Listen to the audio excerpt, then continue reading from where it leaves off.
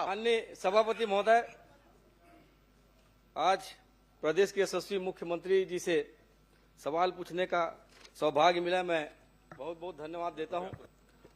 और मैंने स्पेसिफिक प्रश्न किया माननीय मुख्यमंत्री जी से कि जिला कांकेर तहसील भानु प्रतापपुर के कच्चेआरी डोंगरी में जो माइन संचालित हो रहा है गोदावरी पावर एंड इस्पात लिमिटेड को, माननीय सभापति महोदय जैसा कि जवाब में आया है, उक्त कंपनी को 74.05 हेक्टेयर लगभग 250 एकड़ जमीन खनन के लिए नहीं अपितु किस वैज्ञानिक पद्धति से वेस्ट मटेरियल डंप किए जाने के लिए गैर खनिज युक्त अतिरिक्त क्षेत्र को दिया गया है, चूंकि वह जमीन एक रिजर्व एरिया में। माननीय सभापति महोदय, अब सवाल यह उठता है कि किस विभाग या किस अधिकारी द्वारा यह तय किया गया है कि वो जमीन गैर खनिज युक्त है, जबकि वह जमीन पूर्व में आवंटित 138.96 हेक्टेयर की जमीन से लगा हुआ है। माननीय सभापति महोदय, तो ये जरूर मैं माननीय मुख्यमंत्री से सवाल कर रहा हूं, मैं इसका जवाब चाहता हूं माननीय सभापति महोदय।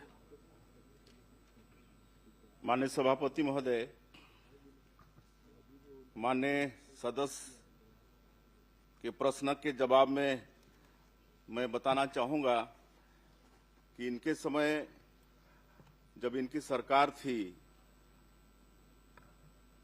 तो गोदावरी इस्पात प्राइवेट लिमिटेड को खसरा नंबर 188 रकबा 2.65 हेक्टेयर क्षेत्र को राजस्व नियमों के तहत रिजेक्ट ओवरबर्डन के निस्तारण हेतु सतह अधिकार दिया गया।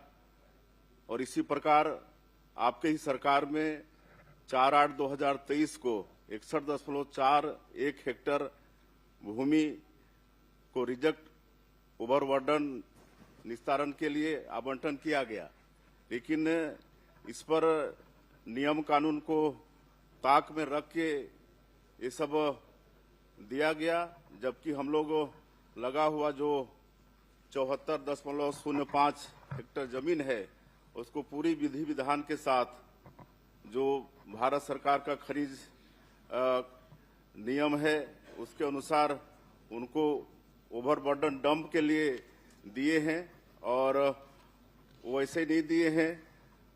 उसके लिए messrs Kartikeya exploration and mining service private limited से उसका जांच कराया गया है, और जो जीएसआई है उससे भी जांच कराया गया है। उसके नीचे कोई मिनरल्स नहीं है, इसलिए ओवरबर्डन डंपिंग के लिए ये दिया गया है। माननीय सभापति महोदय, माननीय मंत्री जी का जवाब आया है कि जांच कराई गई है। मैं आपके माध्यम से यह जानना चाहता हूं कि 2015 के बाद राजस्व बढ़ाने के लिए शासन द्वारा एक पारदर्शी प्रक्रिया अपनाई गई है ऑनलाइन टेंडर का, जिसमें पारदर्शी भी बने रहे और राज्य की आमदनी बढ़े। ये हुआ भी है चाहे सरकार किसी की भी रहे माननीय सभापति महोदय, लेकिन अभी जो टेंडर हुआ है 11 साल में पहली बार ये प्रक्रिया हुआ माननीय सभापति महोदय कि इस नियम को पहले बिना निविदा के पीछे दरवाजे से सीधा फर्म को दिया गया माननीय सभापति महोदय। और मैं तो सीधा सीधा सीएम साहब से ये कहना चाहूंगा, आप बड़े उदार हैं, बड़े सीधे हैं, बड़े सहर हैं माननीय मुख्यमंत्री जी। आपके नाक के नीचे ये जो काम हो रहा है निश्चित ही ये सोचने वाली बात है। सबसे बड़ी बात यह है कि जो ऑनलाइन टेंडर की प्रक्रिया होती है वो प्रक्रिया नहीं हो पाई है, और आपने जो कहा है कि 23/5/2025 में जीएसआई के माध्यम से सशर्त हमने ये टेंडर किया है, तो आप ये बता दें कि जीएसआई के माध्यम से जो हुआ है कि किस आधार पर आपने सहमति दी है, और यदि आपने सशर्त आदेश जारी किया है तो उसकी एक कॉपी उपलब्ध करा दें माननीय सभापति महोदय। माननीय सभापति महोदय, मैं माननीय सदस्य को बताना चाहूंगा कि भारत सरकार खान मंत्रालय के पत्र दिनांक 28/11/2024 के माध्यम से यह स्पष्ट किया गया है कि स्वीकृत खनी पट्टा क्षेत्र से लगकर गैर खनिज युक्त भूमि पर नीलामी की आवश्यकता नहीं होती है। माननीय सभापति महोदय, ये 250 एकड़ जमीन का मामला है, जहां पे आपके खनन चल रहे हैं उससे लगा हुआ जमीन है। क्या किसी कंपनी को उसी आधार पर दे दिया जाएगा कि वो वहां पर माल को डंप करे?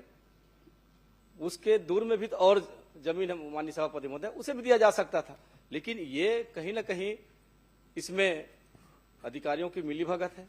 माननीय मुख्यमंत्री जी को पूरी जानकारी नहीं दे पा रहे हैं और कहीं न कहीं पर इसमें एक बड़ा ही मामला दिखता है। माननीय सभापति महोदय, मैं आपके माध्यम से यही कहना चाहूंगा, क्या एक बार फिर इस पर पुनर्विचार करेंगे या जांच कराकर जो जीएसआई का जो जूलॉजिकल सर्वे ऑफ इंडिया है उसके आधार पर ये मापदंड तय करेंगे कि जो वैज्ञानिक पद्धति आपने कहा है और किस वैज्ञानिक पद्धति के आधार में उस जमीन का आपने आवंटन वहां पर किया है?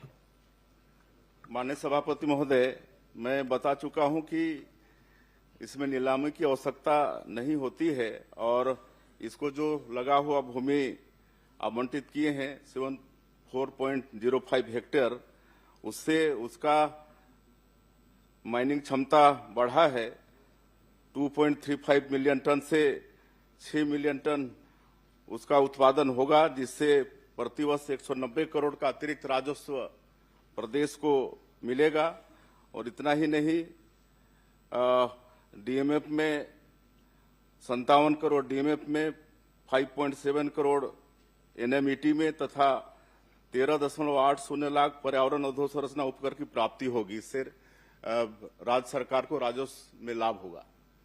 नहीं, वो जो जमीन जो डंप करने के लिए आवंटित की गई है उससे सरकार को क्या फायदा हो रहा है, मैं ये जानना चाहता हूं। क्या उसे जूलॉजिकल सर्वे ऑफ इंडिया इस एजेंसी से जांच करवाएंगे क्या? मैं ये बस अभी हम बताए ना आपको कि इससे लाभ हो रहा है और जीएसआई से और प्राइवेट एजेंसी से जांच करवा चुके हैं, उसमें नीचे कोई मिनरल्स नहीं।